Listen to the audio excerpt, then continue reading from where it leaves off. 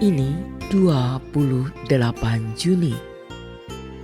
Kita memperingati Santo Ireneus, uskup dan martir. Ireneus lahir di Asia Kecil kira-kira pada tahun 1040. Pendidikannya berlangsung di Smyrna. Pelajaran agama diperolehnya dari Santo Polikarpus, seorang murid Santo Yohanes Rasul. Riwayat hidupnya kurang diketahui, tetapi dari tulisan-tulisannya sendiri dapatlah diperoleh banyak informasi tentang dirinya. Pada masa tuanya, ia mengirimkan sepucuk surat kepada seorang temannya di Smyrna. Dari surat ini diketahui kesannya terhadap pengajaran Santo Polikarpus. Sebagian suratnya dapat dibaca dalam kutipan berikut. Peristiwa-peristiwa pada masa itu masih kuingat baik daripada yang terjadi baru-baru ini. Karena yang kita pelajari pada masa muda tumbuh subur dan mengakar dalam batin kita. Saya masih ingat di mana Polikarpus duduk ketika ia mengajar, bagaimana caranya berjalan dan bagaimana sikapnya. Saya masih ingat akan khotbah-khotbahnya kepada umat dan bagaimana ia mengisahkan pergaulannya dengan Yohanes serta orang-orang lain yang menjadi saksi hidup Tuhan. Polikarpus mengajarkan apa yang didengarnya dari saksi-saksi mata kehidupan Yesus dan mujizat-mujizatnya.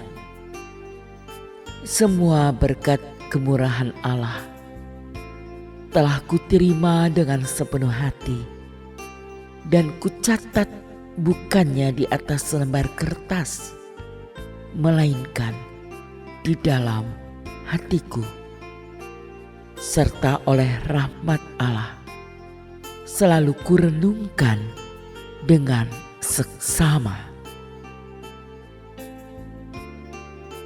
Setelah ditabiskan menjadi seorang imam, Ireneus diutus ke Lyons di Perancis.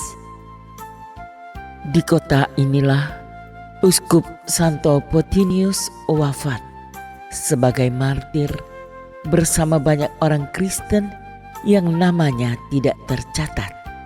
Ireneus selamat dari pembantaian ini karena saat itu ia diminta rekan-rekan imam untuk pergi ke Roma untuk menyampaikan pesan mereka kepada Paus. Dalam surat itu, mereka menyebut Ireneus sebagai seorang yang penuh semangat iman. Ketika Ireneus kembali ke Perancis sebagai uskup Lyons, masa penganiayaan telah berakhir. Namun demikian, muncul suatu bahaya lain, yaitu ajaran sesat yang disebut gnostisisme. Bid'ah ini memikat sebagian orang dengan iming-iming mendapatkan ajaran rahasia.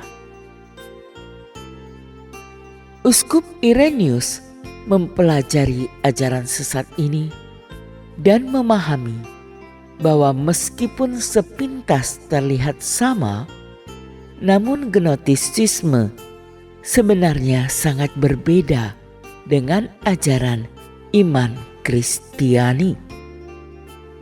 Secara umum, gnostisisme mengajarkan bahwa dunia fana ini jahat, bahwa dunia ini diciptakan dan diperintah oleh kuasa malaikat, bukan Tuhan, dan bahwa Tuhan berada jauh dan tidak ada hubungannya dengan dunia ini.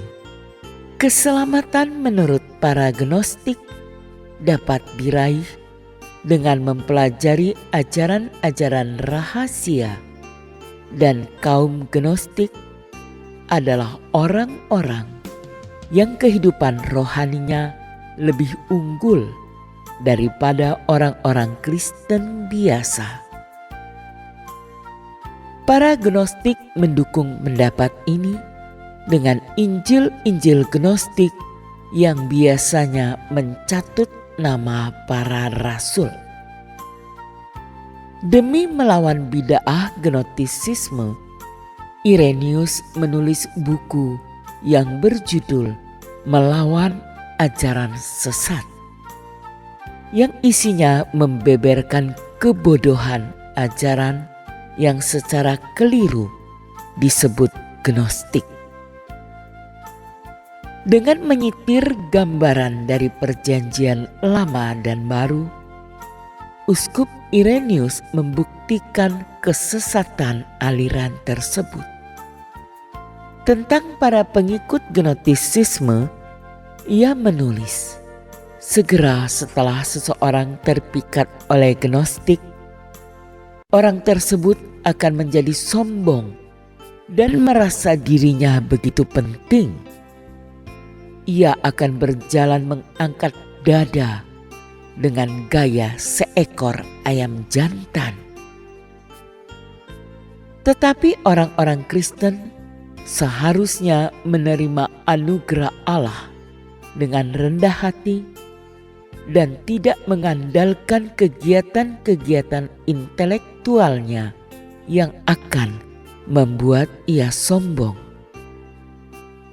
Dalam perjuangannya melawan gnostisisme, Uskup Irenaeus berpegang teguh pada keabsahan pengajaran iman yang diturunkan dari para rasul. Ia yang merupakan murid dari Santo Polikarpus menegaskan bahwa para rasul mengajar di tempat-tempat umum dan tidak ada satupun yang dirahasiakan. Di seluruh kekaisaran, gereja berpegang pada ajaran yang disampaikan para rasul Kristus. Dan hanya inilah satu-satunya dasar keyakinan. Irenaeus menyatakan bahwa para uskup yang merupakan pelindung iman Kristen adalah penerus para rasul yang sah. Argumentasinya yang tersebar luas membuat ajaran gnostis kehilangan pengaruhnya di masa itu. Meski demikian, ajaran ini tetap bertahan sampai abad pertengahan dan gagasan gnostis kembali muncul seiring dengan bertumbuhnya gerakan mistis esoteris pada akhir abad ke-19 dan abad ke-20 di Eropa dan Amerika Utara. Nama Irenaeus yang berarti pencinta damai, ia mengusahakannya menjadi kenyataan dalam seluruh hidupnya. Dalam perselisihan antara gereja Latin dan Yunani tentang tanggal hari raya Paskah, ia menjadi juru bicara Sri Paus. Ia meninggal pada tahun 202 selaku seorang martir Kristus.